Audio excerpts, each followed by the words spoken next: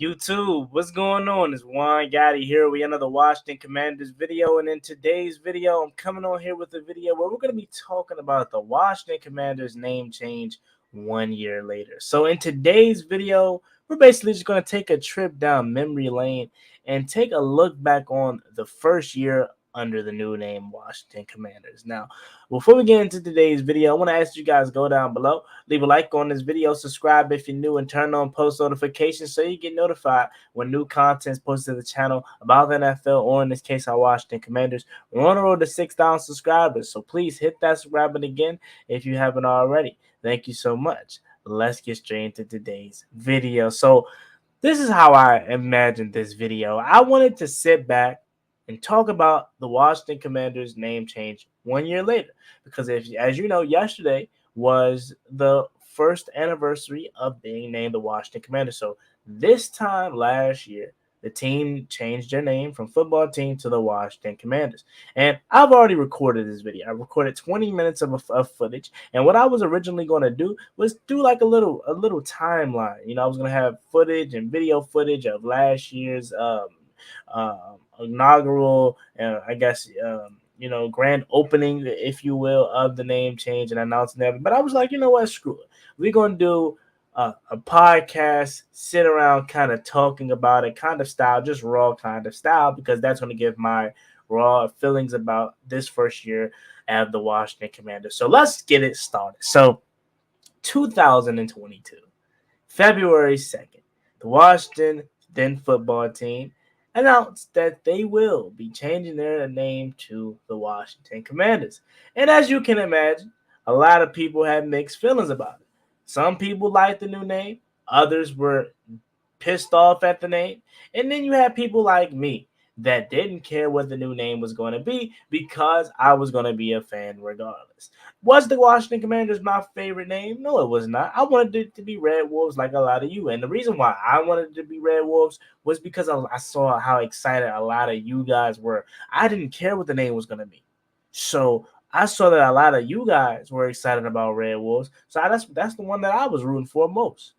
But it turned out to be Commanders. And you know what I said to that? I said, all right, Washington Commanders it is. All right. It had to grow on me. At first, I'm like, hey, man, even though I didn't care, I still had feelings. So I'm like, all right, it is what it is. It don't sound the best, but it will grow on me. And quite frankly, that's what it has done. A year later, I'm sitting here, Washington Commanders sound natural. All right. Once you took Washington Redskins from me, I could care less what the new name was going to be, because nothing will ever be as great. Nothing will ever have me attached to a name like the Redskins. That is what this team was. So once you took that away from me, I could care less. All right. So that's February. The team name is now Washington Commanders. And now it's time to start the offseason under the Washington Commanders. And the first thing that had to be addressed was quarterback. All right. The Washington Commanders were on more specifically, head coach Ron Rivera was on a tenure and on a tour to announce that we're desperate for a quarterback. Okay. We're looking for anybody to come to Washington, whether it's Russell Wilson, Jimmy Garoppolo, whoever, come to Washington. And we were unsuccessful with that tour. So it put Washington in a position to where they had to do something that they probably regret doing now, and that was trading for quarterback Carson Wentz. First mistake, now looking back on it hindsight, was trading for Carson Wentz, because there was nobody geeking for him. They were going to cut him, that being the Indianapolis Colts. But we traded for him. We gave the Colts a third-round pick, okay, and a potential second, but thank God we didn't have to give that up because obviously Carson Wentz didn't play 60% of his snaps. So we that was the first mistake, trading for him instead of just signing him. Second mistake was getting Carson Wentz, okay, because he was horrible. And as you can see, or as I'm about to explain to you, when we first made the trade for Carson Wentz, I was in the middle. I was like, I wasn't really too thrilled about it. You can go back and look at the channel from when I first made the video on us getting Carson Wentz. I wasn't too thrilled about it, but I was like, you know what? It's not the worst. I'm in the middle with it when it comes to this, because I'm not blown away that it's Carson Wentz, but I'm not like, yay, it's Carson Wentz, right? And I'm not pissed off in the moment that it's Carson Wentz because I'm like, all right, you look back at his time in Indianapolis, 27 over 7, that's not horrible. But stats, as you clearly seen, is misleading. Okay, not to mention he had the best running back in football last season in Jonathan Taylor. All right. So I'm like, all right, Wentz, man, I'm gonna give you the benefit of the doubt. Okay. I wasn't too thrilled about the pickup, but then I started listening to the media. I started letting fans get in my head and say, you know what? Wentz probably isn't that bad of a trade. I mean, for God's sakes, man, he's getting his first ever, like his first time in his career, getting a real number one receiver in Terry McLaurin. He doesn't nearly hasn't that much talent in Indianapolis that he now will have here in Washington. And Terry McLaurin, a healthy Curtis Samuel, J.D. McKissick, Antonio Gibson, Logan Thomas. That I'm like, okay, cool. Carson may actually be good. And I started to get behind Carson. I started to root for Carson Wentz because it seemed like it was a different version of it. That's March. Okay. Then comes April, the draft. You hear a lot about Washington possibly trading back because now they got a quarterback for this year, so they could trade back in the draft. Should they go ahead and pick up some linemen to protect Carson Wentz? Should they add another weapon to the offense? Should they draft a linebacker? Draft time for Washington this past season was interesting to say the least. They decided to, you know what, with pick 11, we're going to go ahead and trade back in the draft. And I was live with Pedro Schmidt. We did the draft last year. We possibly will do it again this year. Carson Wentz was the quarterback. So we went to the draft with the possibility of getting another weapon. And you know what? I said, I want Chris Olave. Even though Jameson Williams had a torn ACL, I said, I don't mind waiting for JMO to get healthy. I want him. I want Kyle Hamilton, safety. And you know what? Washington decided to they traded back, which I was excited about. I was happy that we did that. And then they took Jahan Dawson. In the moment, I was not that happy with the pick because I thought there were other players that were better than him on the board at the time. In again, Kyle Hamilton, Chris Olave, before we made the trade back, I thought it was other players that were better than him, and I didn't think we were going to trade back to get Jahan Dawson. So, in hindsight, okay, he grew on me. It took Jahan Dotson less than a month to grow on me, matter of fact, because I soon looked at this guy and I said, you know what? He's not that bad. Okay, he gives me Terry McLaurin vibes. He's a class act. His work ethic is like no other. He graduated with a degree, and he was planning on missing his graduation to be at rookie minicamp. And Ron Rivera said, you know what, kid, go ahead and go to graduation. It's a lifetime kind of opportunity. So that's what Jahan Dotson did. He quickly got here and he grew on me, man. He grew on me. And not to mention with trading back, we were able to recuperate some draft capital from the Carson Wentz trade. We were able to get guys like Brian Robinson, who's now going to be a bill cow for this team. We're going to have a guy like Fedarian Mathis, who unfortunately tore his meniscus in week 1, but we'll be getting him back, and he could contribute to this defensive line here shortly next year and for the future. Then you drafted Sam Howell, who was projected to go in the second round. But we got him in the 5th round, and you look at it now. He has a potential opportunity, a potential chance to be our franchise QB, and you got him in the 5th round. So, looking back on that draft, it wasn't as bad as I initially did thought it was, because honestly, I thought we had position. We had good players at those positions, but getting these players made it even better. So that's the draft. And then you get to May, you get to June, rookie mini camps and off-season workouts. And then you look around and you say everyone's here, but somebody's missing. Somebody's missing. Aha! Terry McLaurin, where is 17 at? 17 is nowhere to be found. He's not at the off-season workouts. He's not around the team. Why is that? Because he wants a new contract. And you know what Terry did? Terry stayed away. Terry was a class act. He was professional throughout this whole situation. He wasn't Deebo Samuel deleting everything off of his social media. He wasn't Kyler Murray. He wasn't none of these guys that go that route and delete everything off their page of their former team or of their team because they want attention and they want a new contract and to create some type of turmoil in the media. You know what happens every year.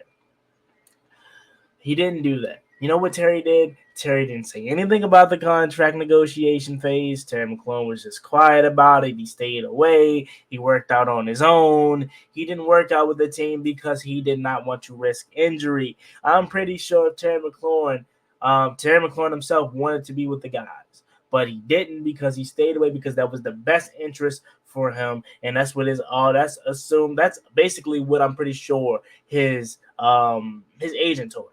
Okay, so Terry McLaurin stayed away, but it didn't matter because Terry McLaurin got paid.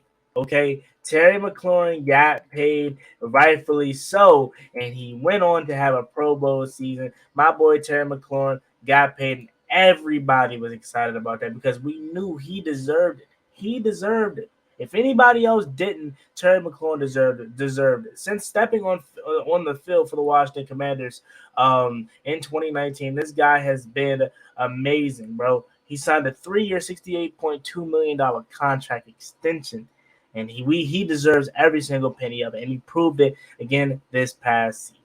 So Terry McLaurin gets taken care of, and now it's off into the summer. All right, training camp is about to start. It's a lot of attention around the Washington Commanders and Carson Wentz in the quarterback position, and Jahan Dotson being a new toy that everyone is excited to see. Okay, you got the defense. You got some new pieces on the defense. Um, you got Jonathan Allen leading the troops. You got Jamin Davis in his second year. Chase Young injury update. Working his way back. It's a lot of good vibes and a lot of interesting things that were taking place or at least about to take place at training camp. Okay, so you get to training camp. Training camp, you really can't detect anybody's flaws, really. Okay, because everyone is trying to make plays. All right, so judging someone's training camp performance isn't the end all be all. So you get through training camp. Training camp is pretty much good for the most part. Then you get to preseason. Preseason was the first time we saw the Washington Commanders on the field. All right, it was the first time we saw these guys on field. They played the Panthers, and everything looked cool for them. Carson Wentz had some throws, had some missed throws. Looked like a typical preseason game. Okay, Taylor Heineke got in there, Sam Howell got in there, and the preseason pretty much was the preseason how it typically is. You can't take too much away from it. It is the preseason at the end of the day. You fast forward a month later, some weeks later, and it's go time. September 11th, 2022, the Washington Commanders made their first appearance in a meaningful NFL game under the new name Washington Commanders. Your boy was live in attendance, as you can see. Your boy was live in attendance for that game.